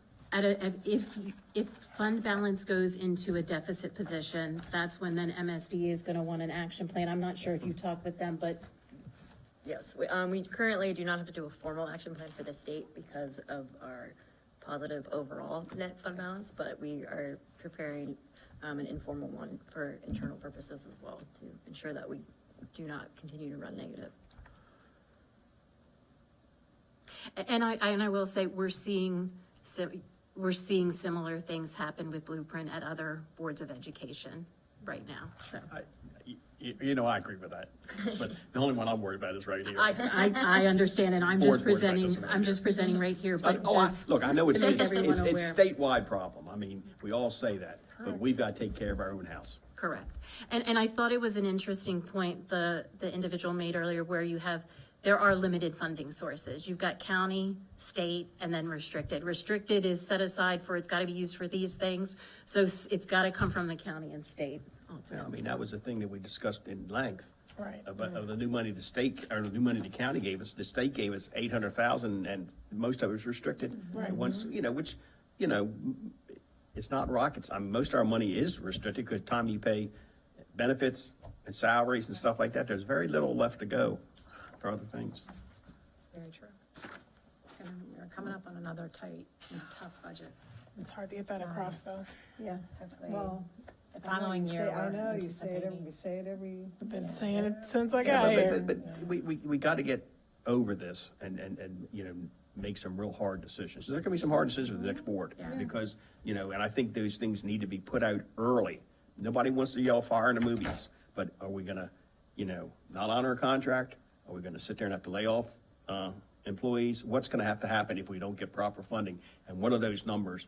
Because it's a backwards system that we do, where we have to do all this up front, and then we don't even know our funding until May or June. It, you know, it's very frustrating. I mean, I've talked to this board, I've talked to other board members. It's a frustrating situation to be in when you're trying to keep everybody happy. We've heard tonight from people, they don't want larger class sizes, which I understand, but, and, you know, there's only so much money there. And if we don't get it, then we have to have reasons of what we're gonna do to make that balance, because September the 1st, we're gonna open up schools, no matter And then what. September 3rd, we don't even get how much we get until September 30th, when those Nothing. numbers come out. So- Yeah, we even make this backwards. But our county, in all all fairness, backwards. went over 6.2 million of Yeah. new money, so, you know, I feel they're doing their share. It's just that, there's a lot of demands. I do appreciate Mrs. Mitchell's comments this evening as it relates to, you know, kind of going everywhere. Don't just come to this board and say, you We're know, not you need doing to our do job. X, Y, Z. Yep. You also need to express that respectfully to your commissioners, but also at the state level. And I can tell you that the Superintendent's Association is really partnering up with MABE and MACO to really have some strong legislative, you know, initiatives this year and priorities, so that we collectively go in to this session with some really highlighted areas that we all say, hey, these are maybe smaller fixes, but can have a huge impact.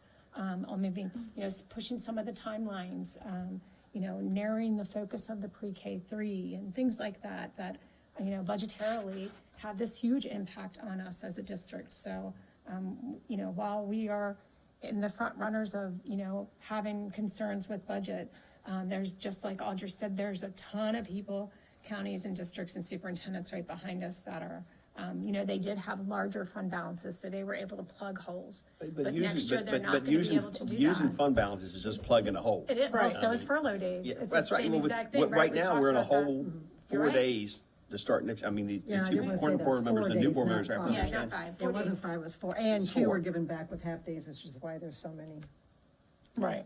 half days. But I will say that, while we are asking people to work with, we're talking about all the stuff that we're doing as boards of education across the state.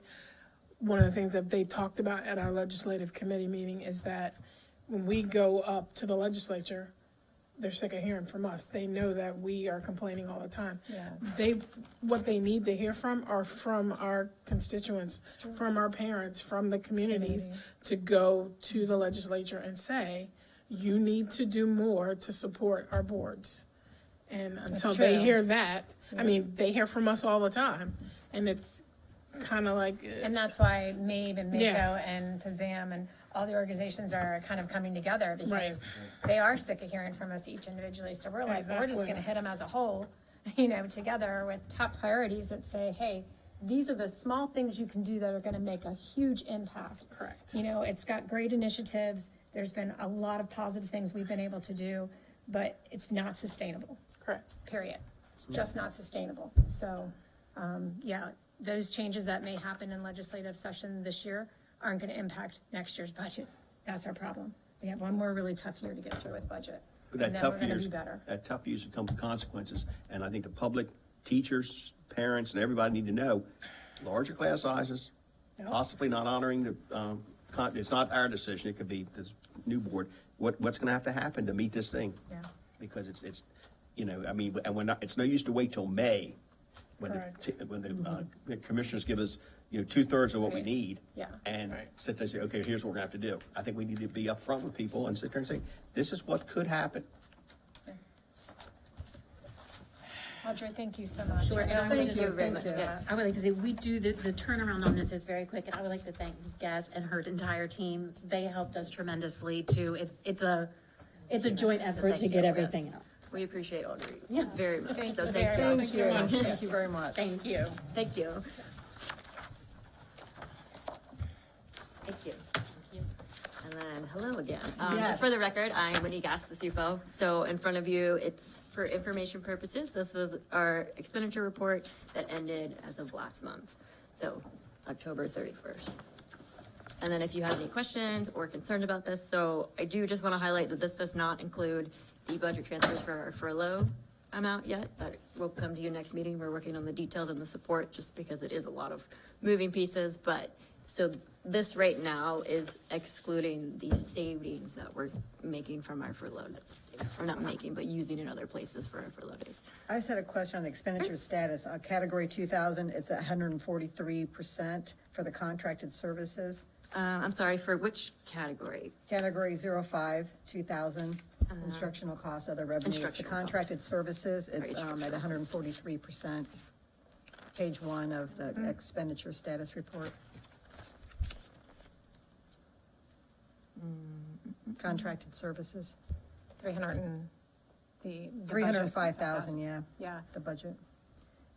And we're over So by. she's sorry, I'm seeing the negative of 130, and as Whitney just, Ms. Goss just shared, her department will be coming to you with budget transfers, because what happens with that furlough is you're taking the money from one area of your budget and putting it in another area of your budget to cover costs that were over, Right. that we anticipated over. So you're gonna see that through here. Next month, the board will get the budget transfers. Right, which is. will plug all those holes that are in the negative. Right, because I it's didn't think we taking- had our contracted services over. I mean, I thought this was to. We do. So, and certain items, I know one of the things that we didn't get to account for, or I don't want to say didn't account for, but we got late notice of insurance increases. One of these was for some of our license agreements. This was specifically for leased equipment. Some of these too, we have PO, like, as I'm new and learning, some of the items that were expensed in a budget category that were actually budgeted somewhere else.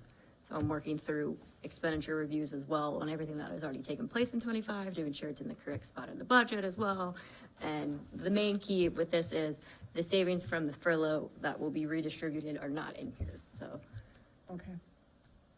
And we've talked about it before, and we've gone from our own private food store to doing it in-house. And that's not any of this. Yeah, that's completely different. budget. This I is a- understand yes. that, but I've talked to you about that, and I Yes. just hope the That next is coming board pays next. attention Yes. to this, that, you know, we might save money, I just hope we don't lose money. Right. But I just think that needs to be kept an eye on that. Yes. Because that can be, you know, we're educators, we're not food service. Maybe we can handle this, I'm not saying we can't. Right. But we do, I think, need to have an item and just keep that separate to show where we are. Yes, correct. And actually, Ms. Julie Hickey's doing a fantastic job of She really managing does. that, and I know Okay. it's not always the easiest, but she is being mindful of that, and we're working together to finalize those budgets. We're 100% almost finished, and then we will present as well. All right, thank you. Any other questions? All right, any public comment for, Wait, you went. Just regular budget discussions. oh, I know Dr. sure did. Jones I is don't going want to skip that No. one, yes. All right, yes, 805. So I did School- share just a little bit of that, our enrollment audit is complete through MSDE, and legislative audit of now Finally nearly almost 2 completed. years has been finalized. And, Ms. Gass and her department have really been working diligently. Again, with Audrey, you can tell that this is very well done and articulates where we are at the close of June 30th. But we also have been working collaboratively with the commissioners. They have a finance team, and we've been meeting with them on a regular basis. And they have asked for us to participate in a performance audit. I've already shared that. I just wanted to update the board that performance audit is well on its way. They've conducted several interviews. I have an interview on Friday with them. They've also collected a lot of different information, and they are, gathering up questions for us. We're answering questions as we go back and forth. My impression is we are on track to conclude that prior to Thanksgiving. So the board should see that report at their board meeting in December, and just to be able to share that out with everybody. So, we're complying with that, and we'll continue to update that. As it relates to our own personal budget, November is the time that we tend to kick off. We will not be doing quite as an extensive budget process as we've done before.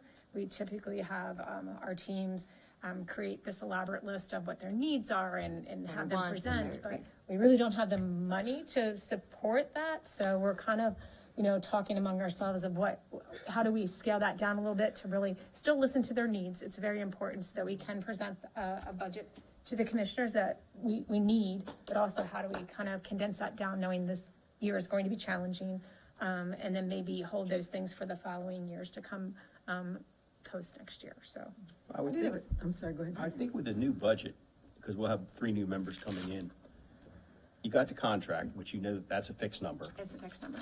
You got the blueprint, which you know, this $10,000 per teacher that's gonna sign up for the stuff, which you can do an estimate of how Yeah. much that's gonna cost. That We could be, do. hun- We that have could be hundreds of fixed numbers. thousands of dollars. Our insurance is fairly fixed. I mean, Insurance, if we're gonna figure 8 or 9%, We did 7.5, well, yeah. what we, you know, And that was under the recommendation of our consultants, Consortium. Bolton, that Yep, gives and us our our, consortium. and the county also is doing 7.5 in their calculations, so and we we're need to have a aligned with them. thing on our, you know, our, operation budget of 3 or 4% just for Yep. fuel Yes, and that's all what we this did. stuff. Yeah, And I think all that needs to be put down and sit down. I don't know what that number, I'm just gonna pick a number. about And say 7.5. 7 or 10 million, I don't, whatever number, that could be the next board to decide that. But It's say, almost okay, 8. if we need $8 million, and that's what the number is, and the county decides to sit there and do 5 or 6, and the state does their 500 or 1 million, what are you gonna do? Right. And also put in there, what's it, 1.3 or 1.6 million for furlough money? Because you've that. saved It's- 4 days. Yeah, at $340. That'll all be for this year, 340,000. however. It's all for this year, but the balance this year's budget, we've taken 4 days away. If we don't take 4 days away next year, Oh, you're gonna have the same okay. problem, and I think I that people apologize. better understand that pretty quickly. Right, well, Because we if they- also had line items like, we took out our textbook line item, that was $500,000. We did cut, though, the synergistic contract, so that's a line item in there, so we really do have to look at where. But we what those need, numbers but are. those 4 days are sitting right out here, and They that's, are, that's. $340,000 times 4 well, is that- sitting well, out there that we that's have $1 to million, adjust $3 million, first $4 before we move you know, forward. be even. Absolutely. You know, I think that has to be looked at very, very, very closely. Yes. Well, I don't want to, this is not a popular topic, but I know that when we were going through these hard choices, we were thinking that there might have been some positions that are not in front of the students that might be redundant or maybe not needed. Yep. So as hard of a decision as that is, I think we should be looking at all the positions within our school district I don't to disagree. see what we can. Yes, sometimes we've It's- it's always been that way, our roles have changed. Right, and right. Things are, Yeah. people are being used in a little bit different than maybe they had initially come on board with. Looking at all of our title grants and things like that, making sure that we're, optimizing those grants for the grant positions, to be able to cover grant, Right, not actual this, people. yeah, right, not people in front of the students, right, because I know that when And I I just- sat at the board, the round table Yes. with the principals, every single one of them, the number one was permanent subs. Yes. Was their number one thing, and we was. can't have that if we, You can't, but last year we had $650,000 in subs. We put another $300,000 in that budget. We're spending close to $1 million We in are spending $1 substitutes million for 'cause- teachers that, 'cause we have look, other- they have their Just time regular off, and they got That's this and just got regular that. teachers we have But that's just, suspend, that's just to put substitutes teachers in and the things thing. like that, yeah. And Substitute bus driver, substitute. I nurse. think something else we gotta look at is these half-days. I guarantee you, last Friday, we did not, we must have saved on electric, because we didn't have a lot of lights on. And I'm guaranteed there wasn't any people in It school. has been warm. It's Huh? it's been Yeah, warm it's this been fall, warm. so We're we're still looking on It at might it. not to turn the heat be, on but, yet. but, these half-days, the kids aren't in school, people are missing school, and I mean, it's, Yeah, and I haven't never gotten an answer on what is our absenteeism of teachers? Is it any worse than our students? And that's something I think maybe the next board should look at. And I just wanted to highlight one item, and I wanted to say thank you to everyone within our central office as well. We've reallocated some of our resources, and I know that has put extra work on other people as well. So, but everyone has taken a part, and we've really worked as a team, I think, and we are trying to make this work with the limited resources that we do have. So. all right, Yeah, thank you. any other questions? I guess I just don't want to talk about the budget. All right, any public comment? No one else signed up. All right, the next meeting will be December 4th, 2024, at 6 PM, minus 3 of us. Can I get a motion to adjourn? So moved. Second. All those in favor? Aye. Aye, thank you very much. Thank you.